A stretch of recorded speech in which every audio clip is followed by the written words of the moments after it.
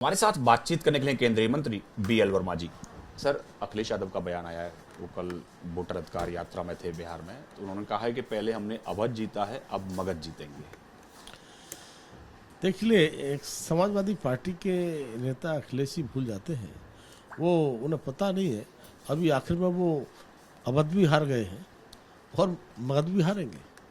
और मैं कह सकता हूँ कि बिहार का चुनाव जिस तरह से जिस मोड़ में जा रहा है, बिहार को कोसने वाले लोग, बिहारियों को गाली देने वाले लोग, आज पता चलता है कि बिहार के प्रचार में आ रहे हैं, तो बिहार की जनता है कि सब जानती है, देखती है। और आदरणीय प्रधानमंत्री जी जब बिहार के लिए कुछ करते हैं तब बिहार की आलोचना करते हैं, प्रधानमंत्री की आलोचना करते हैं, बिहार क्यों दे रहे हो, बिहार क्यों दे रहे हो। तब बिहार से आपको इतनी एलर्जी है तो बिहार के चुनाव में अपेक्षा क्यों करते हो। तब मैं कहूँगा कि इंडी गठबंधन के लोग लगातार अपनी हार की बौखलाहट से इस तरह से इतने बौखला रहे हैं कि पता चलता है कि प्रधानमंत्री प्रधानमंत्री की माँ तक को क्या क्या शब्दों का इस्तेमाल करते हैं।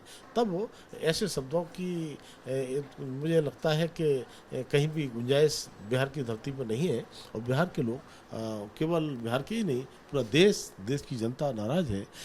यशस्वी प्रधानमंत्री मोदी जी को पूरे देश की जनता ने जिस तरह से प्रधानमंत्री बनाया है, उसको कुछ लोग इस तरह से इस भाषा का प्रयोग करना, मुझे लगता है कि बिहार की जनता माफ़ नहीं करेगी। अखिलेश यादव तो प्रधानमंत्री के चीन दौरे पर भी सवाल उठा रहे हैं, कह रहे हैं कि अभी कभी लाल आंख दिखाने की बात करते थे, अब जो है चीन वो फिर से यहाँ अंदर हिंदुस्तान में घुस जाएगा, हमारी सीमा पे कब्जा कर लेगा, व्यापार पे कब्जा कर लेगा, छोटे व्यापारी परेशान हो जाएंगे।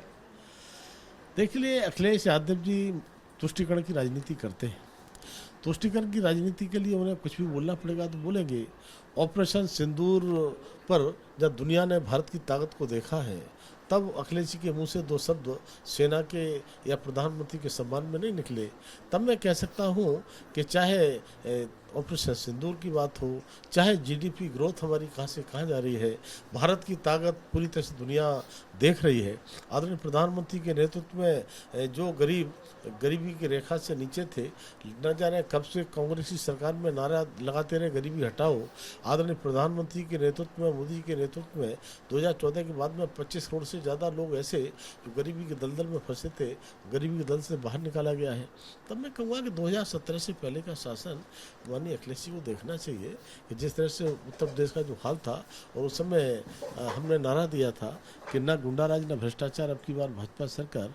और प्रदेश की जनता ने जिस तरह से आशीर्वाद देकर के लगातार 2017 जिताया, 2019 जिताया, 2022 जिताया, 2024 जिताया, तो ये अखिलेश जी को लगातार अपनी तरफ विचार करना चाहिए। और मुझे लगता है कि अखिलेश जी वही हैं जिनके पिताजी के लिए रोकने के लिए लालू जी खड़े हो गए थे। आज लालू जी के बेटे को बनाने के लिए वो खड़े हैं। तो इन लोगों के विचार की मेल नहीं खाते हैं। इन लोगों को स्वयं क्लियर कॉन्सेप्ट इनका नहीं है कि हम कहाँ जा रहे हैं, क्या बोल रहे हैं। तब मैं कहूँगा कि बिहार का चुनाव जब परिणाम आएगा तो एनडीए के पक्ष में एक तरफ आएगा। तो क्या आपको लगता है कि विदेश नीति जैसे मामलों पर भी राजनीति करना ठीक है?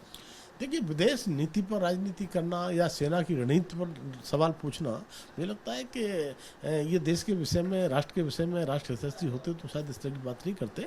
और इस समय जो देश में अच्छा कुछ हो रहा है उसको चश्मे से वो नहीं देख रहे हैं कि हमें देखना चाहिए। तो अच्छी चीज़ों को भी देखना चाहिए और अच्छी चीज़ों की प्रशंसा भी करना चाहिए। धन्यवाद हमसे बात करने के लिए। कैमरा पर्सन निखिल रस्तोगी के साथ पवन गौड़, ABP न्यूज़, दिल्ली।